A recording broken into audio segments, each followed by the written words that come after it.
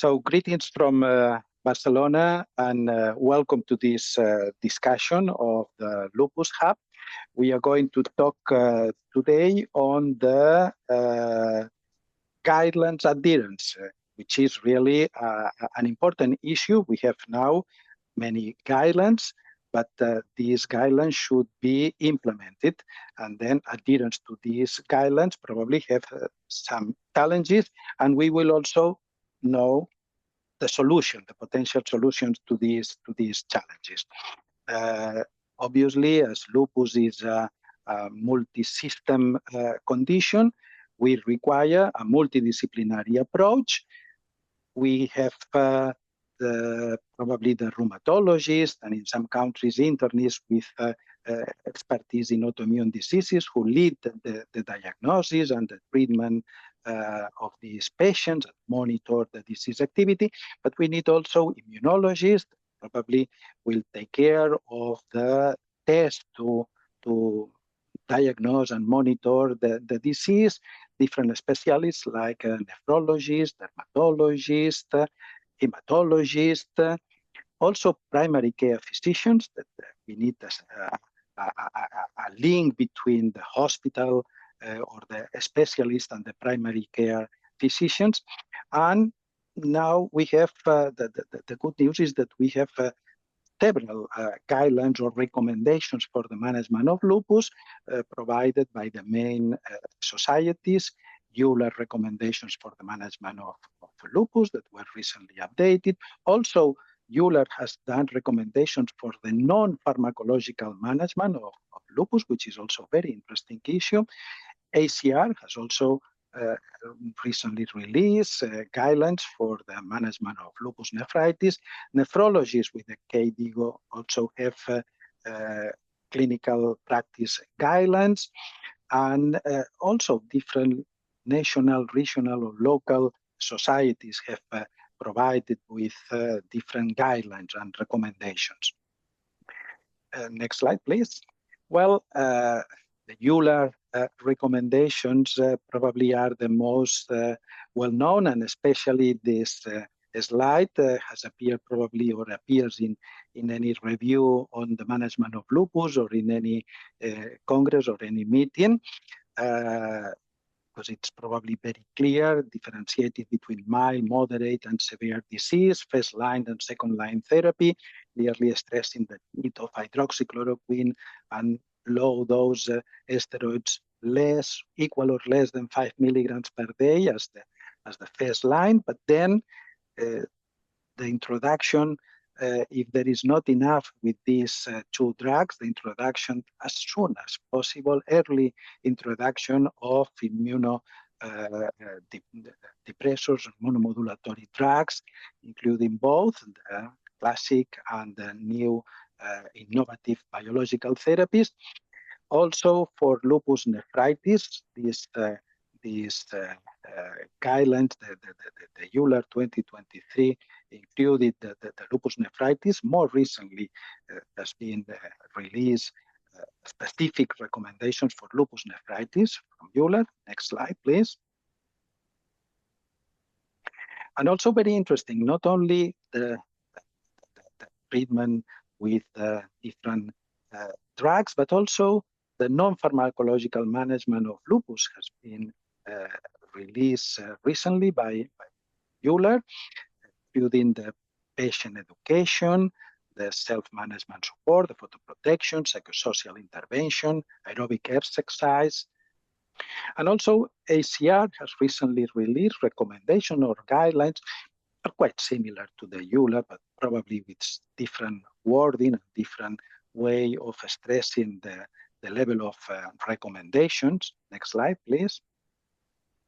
And just in the last EULAR Congress, in the last ACR Congress, the recommendations for the treatment of lupus nephritis was released, including this new paradigm of triple therapy since the beginning of the treatment. Also, the nephrologists have released the KDIGO. So we have many guidelines. from different societies, and then from different international societies, and then the national and regional and local, sometimes also hospital guidelines that have many similarities, but also some differences. And still there are unmet needs. And probably we have listed here a list of unmet needs in the implementation, because it's best is the creation using very well done methodologies, but then is the implementation in real life. We have selected several unmet needs, such as the lack of guidance on optimal duration and safe discontinuation of therapy, or the uncertainty around ideal initial glucocorticoid doses and tapering protocols, or the limited data on utility of repeat kidney biopsy, the prediction of flares and measurements of drug blood levels, the need for inclusion of more sensitive measurements of disease activity, the need for evaluation and standardization of patient-reported measures of disease activity and outcomes, the lack of validated biomarkers to guide response to different biological drugs, or the need for better classification criteria, such as recognizing lupus nephritis based on molecular pathogenesis, in addition to the classic histology. So what is certainly clear, this has been expressed by all the different recommendations and guidelines, is that we need a multidisciplinary approach for the implementation of these guidelines. This is stressed by the ACR guidelines. They say collaborative care between rheumatologists and other specialists is encouraged, or nephrologists in the KDIGO. They say that the patients with lupus nephritis should be co-managed by nephrologists, rheumatologists, the expertise of other professionals. And so EULAR stresses that while rheumatologists, in some countries, internists with experience on autoimmune diseases are the specialists who should primary care for patients with lupus, the multi-system nature of the disease often mandates the involvement of other disciplines, nephrologists, dermatologists, and so on. So we have the challenge of the implementation of these many different recommendations, many different guidelines. And here, following this concept of multidisciplinarity, we have gathered people coming mainly from rheumatology, but also from internal medicine with experience on autoimmune diseases. We have experts on thrombosis. We have nephrologists. So let's discuss different challenges that we have with guideline adherence. And we have done something like a brainstorming. We have selected probably several ideas, and now I want the opinion of you regarding these different challenges that we have. Maybe one of the problems is that we have short consultation times.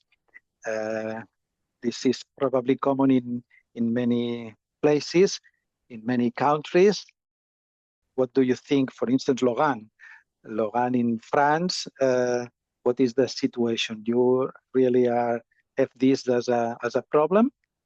Yeah, I do. So first of all, thank you very much for your invitation. I'm very happy to be part of the Lupus Hub community. You highlighted time, the time for consultation, and I think this is a very important limitation. There are so many things that we need to do during the consultation. We have to welcome the patient. We have to listen to our patient to understand what are the problems, discuss about the treatments, but also perform a clinical examination. I mean, lupus, as you've beautifully highlighted, is a very clinical disease. Then we have to look at the lab results, comment lab results, make a report, take a decision, discuss with the patient, and sometimes also write a report. And almost everywhere in the world, we have 20 minutes, maybe a little bit more, maybe a little bit less, but it's around 20 minutes. And that's a challenge, especially to implement anything that is not central in the sense of pharmacologic. So I'm really thinking holistic management, to talk about photoprotection, tobacco smoking, physical activity, fatigue. That takes a lot of time, and our time is very limited. Thanks, Laurent. Really, you address very well this problem that I think that we share probably in different countries. In some countries, probably also have the problem of limited access to drugs, probably because of the high cost of these drugs. In some countries, we have social security, national health service. In other, it's more private practice. We always talk on the situation in countries such as the Latin American countries. What is your opinion, Manuel, on this problem, the limited access to drugs?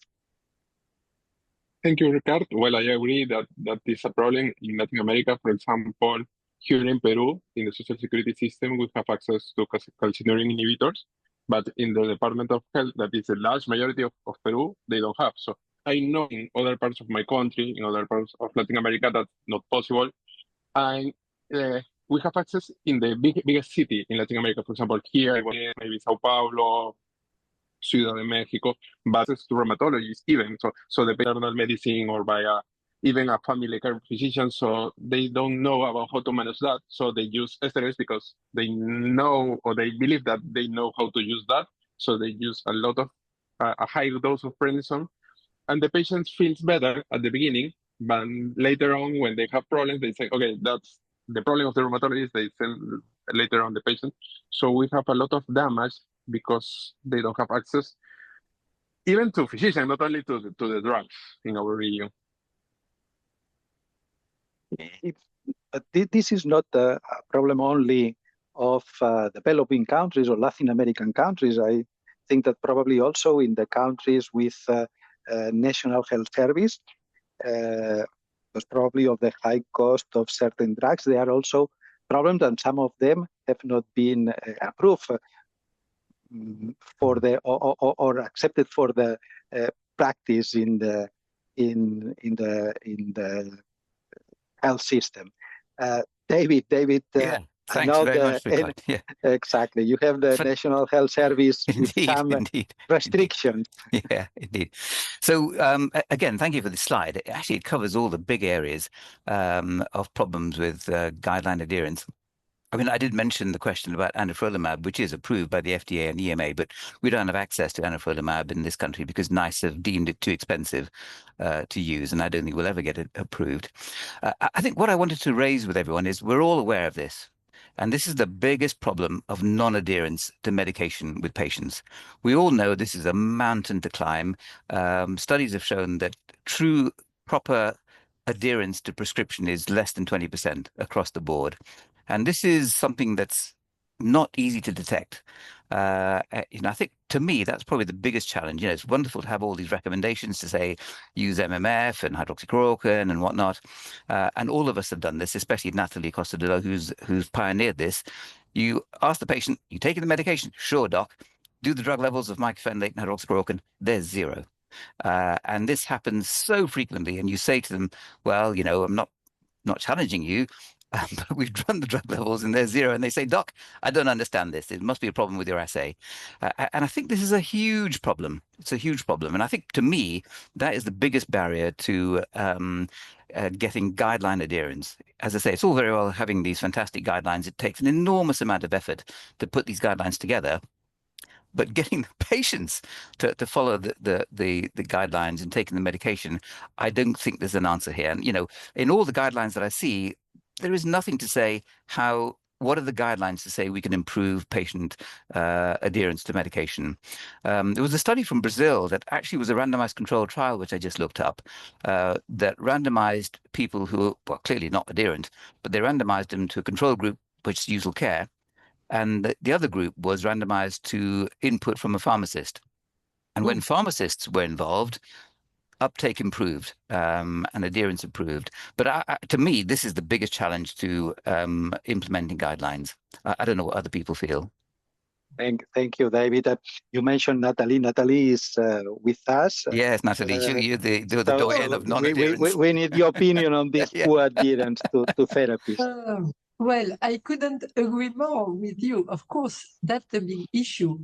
And that's why I don't always feel happy with the guidelines, because I think they don't focus enough on this issue. They are adding and adding and adding new therapies that we should give to the patients. And for me, when I have a patient with renal flare, I try to have let's say mycophenolate plus hydroxychloroquine be taken very well. And I prefer to focus on the main drugs, the most important for me, and not to add other drugs, always many drugs. So for me, the guidelines are pretty theoretical, and I don't always adhere to the guidelines because I think I do better just by focusing on the most important drugs and discussing this with the patients and measuring the drugs and discussing again. So, and I think for the EULAR, they say that drug levels might be measured. I think at least for hydroxychloroquine, because the half-life is very long, it's better than mycophenolate, because when it's zero for mycophenolate, that's maybe just because they forget that drug for 24 hours. So that's not a real issue for me. But hydroxychloroquine, when it's zero, they don't take it. Exactly.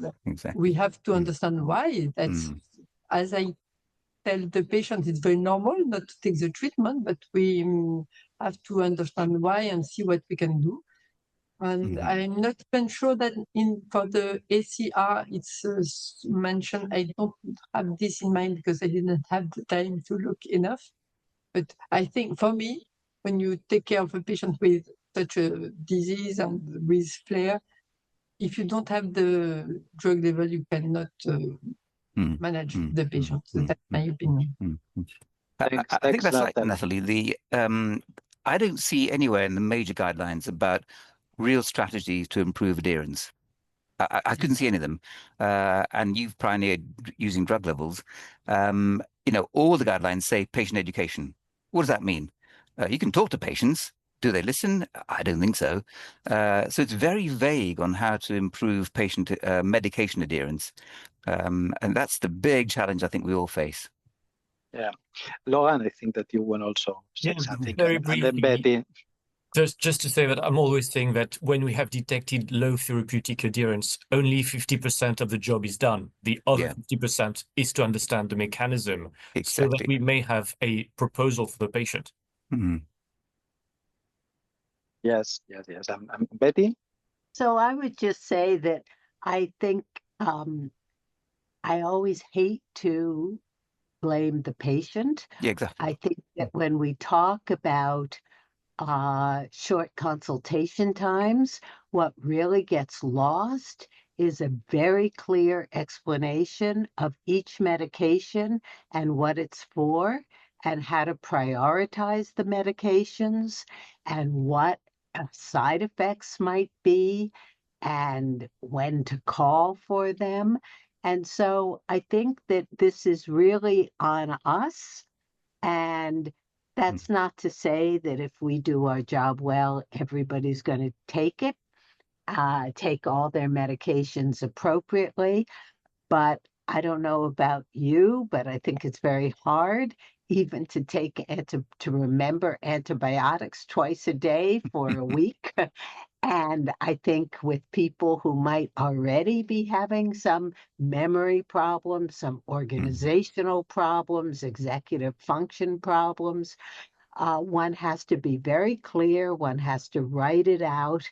And I think we need to really think of that as part of our job, not as a patient's non-compliance. Thank you, Betty. Onno, I think that you also want to say something. Yeah, I can agree more than what everyone else already stated. And I think it's a multifactorial issue that we have. It's not only treatment adherence, it's the time constraints. Yeah. Also the requirement of having multidisciplinary consultations. You need different doctors, maybe not all at the same time. So I think the guidelines in some way are a little bit careful in stating what is really optimal care for lupus patients, and I think they actually might be more stringent, realizing that will make care for lupus patients also more difficult. So you feel in those guideline recommendations the struggle you have when you're making these guidelines, that you're saying, okay, if I put the bar too high, it will actually, maybe demotivate adequate care for lupus patients.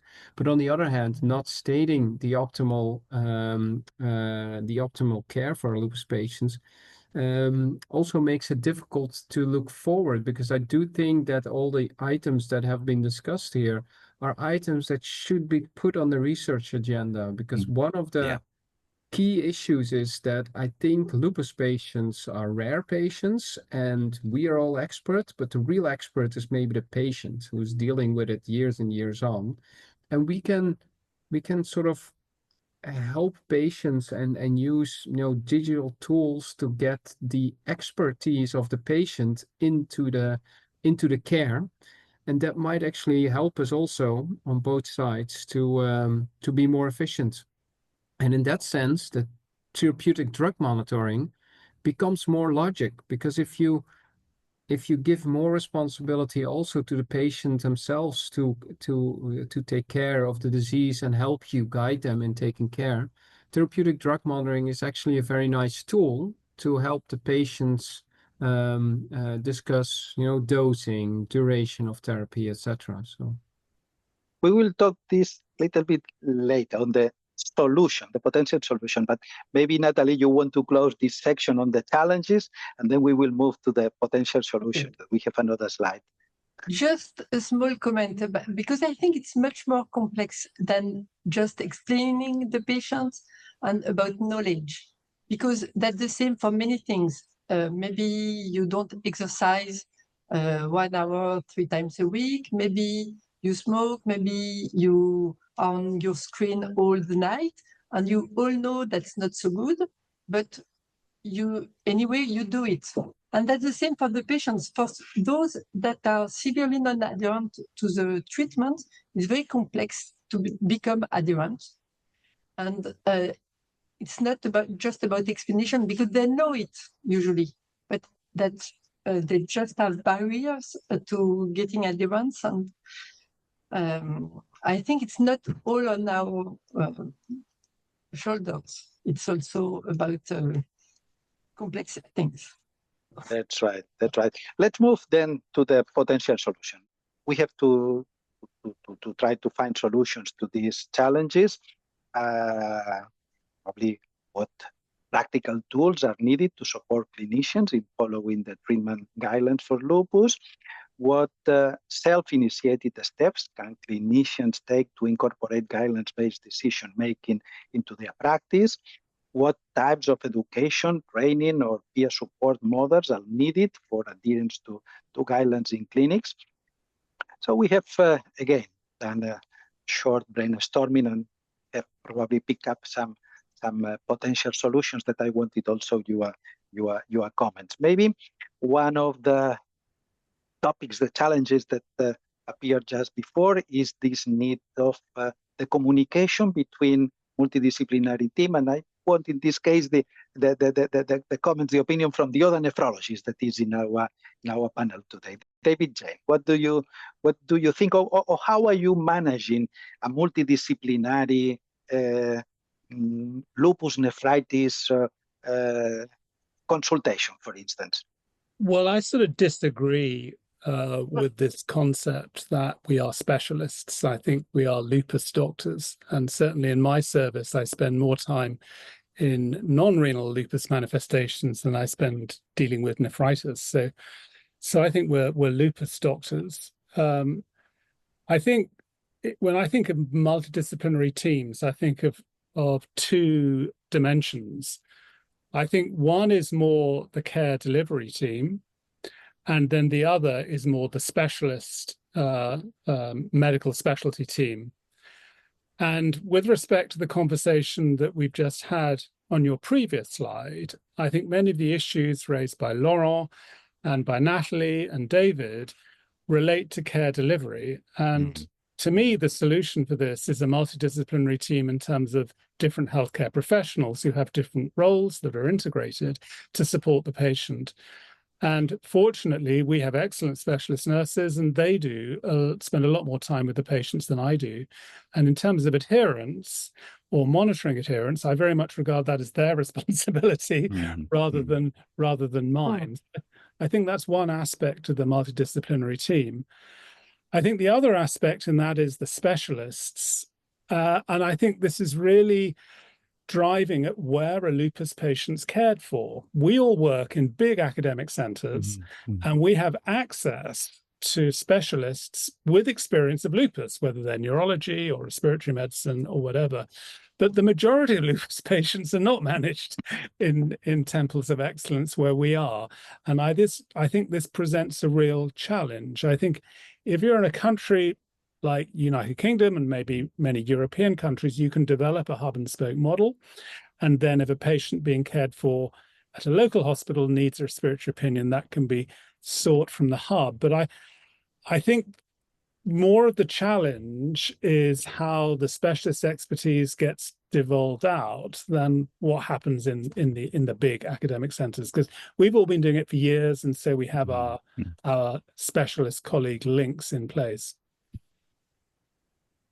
Yeah, you are totally right.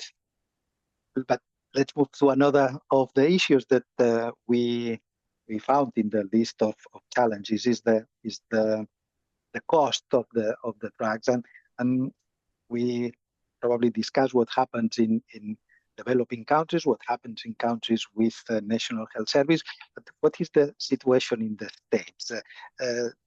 What the prices, we know that the same drug that we are using in Europe costs much more in the States.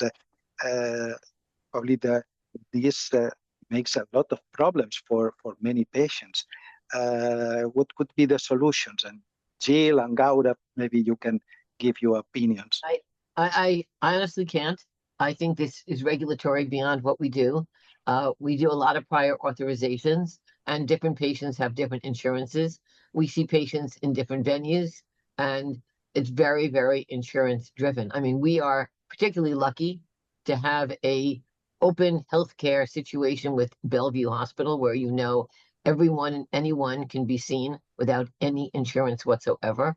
And in those cases, our job is basically to work with the hospital and say, this drug is just approved, so we want to get it approved for our patient. And believe it or not, a lot of the new biologics, in fact, are approved at Bellevue.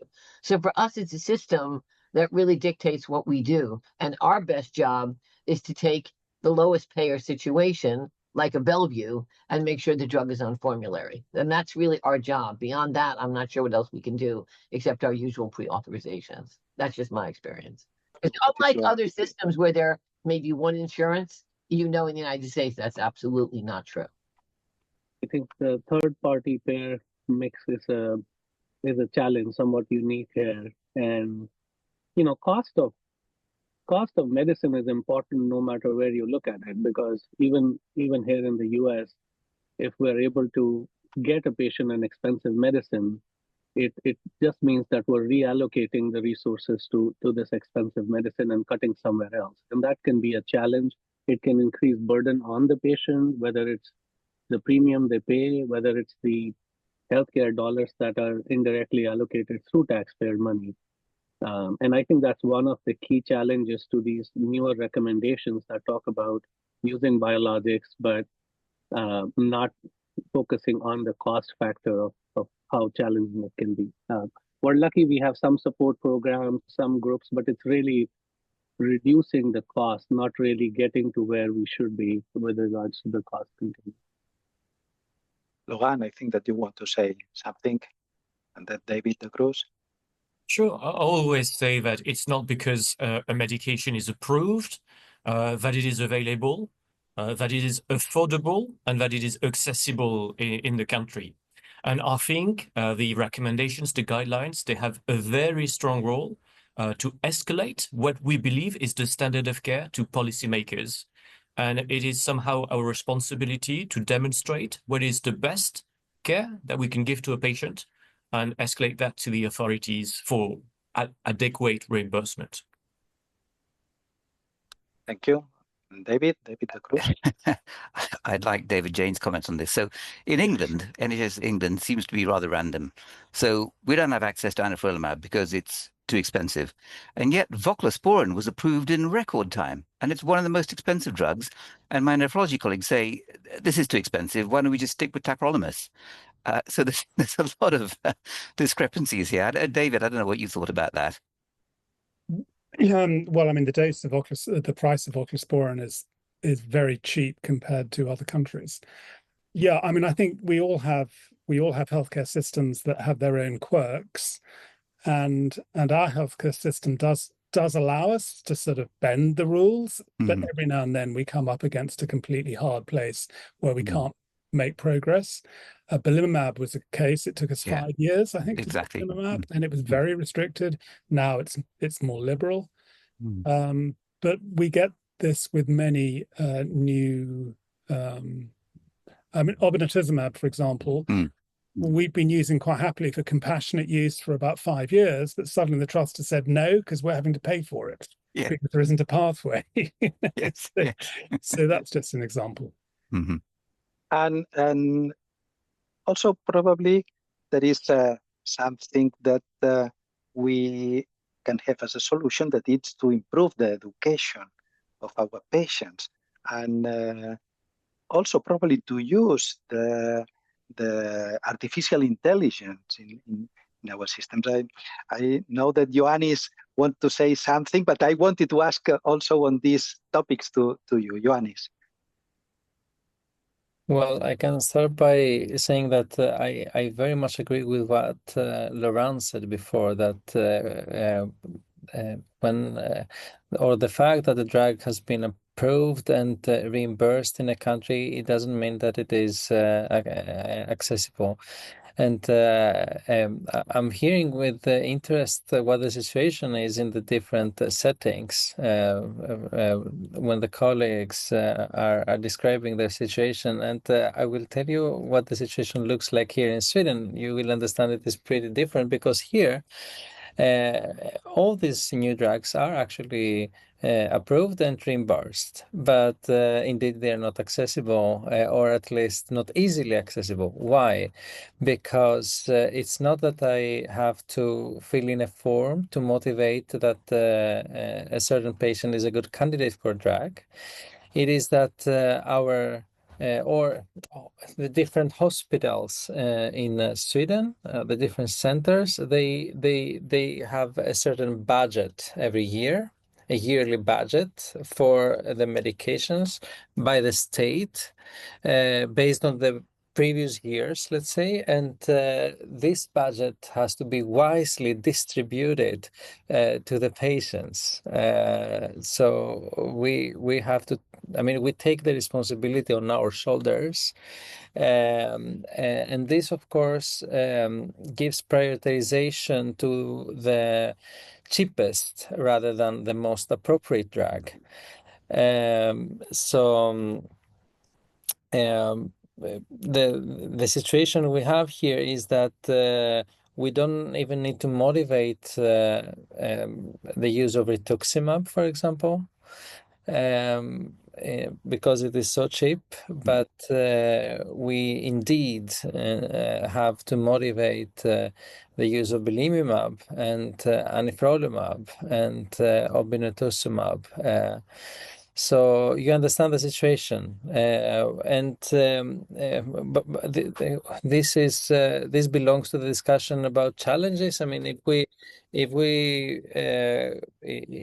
discuss about how to solve problems rather than just identifying challenges, I believe we need to discuss more to lift all these challenges in a more distinct way, and Something that I don't remember which colleague mentioned this. I think it was Marta Mosca, actually, at a very recent conference. She said, when does it become unethical to not adhere to the guidelines when the data is strong enough for a regimen or for a drug to make it into the recommendations? When does it become unethical to not adhere to that? And this formulation of I liked very much, actually. So I think this is how we should put it. And this is how we should start developing our narrative. That's a very, very important question. We have to finish. Laurent, probably you want to say the last things. Thank you very much. I just wanted to talk about digital applications, because I think that's the way to go with artificial intelligence to solve these problems. Across the last years, we've been developing a lot of different tools that can solve the problems that we have no time to take care of during a regular consultations. So we can test the knowledge of the patients. We can check if the doctor is decreasing the doses of steroids according to a pre-specified tapering scheme. We can profile fatigue level in patients. We can profile the phenotype of non-adherence. And I believe these digital tools, they will be more and more commonly used to understand and help the patients in a patient-centered approach. Thanks, Laurent. Really, we all have great expectations from artificial intelligence, in addition to the human intelligence, to find solutions for the implementations of these very clever recommendations that we nowadays have. Thank you very much to all of you. I think that we can spend hours probably putting both challenges and thinking on potential solutions. It has been really a pleasure to share this session with you. Thank you very much.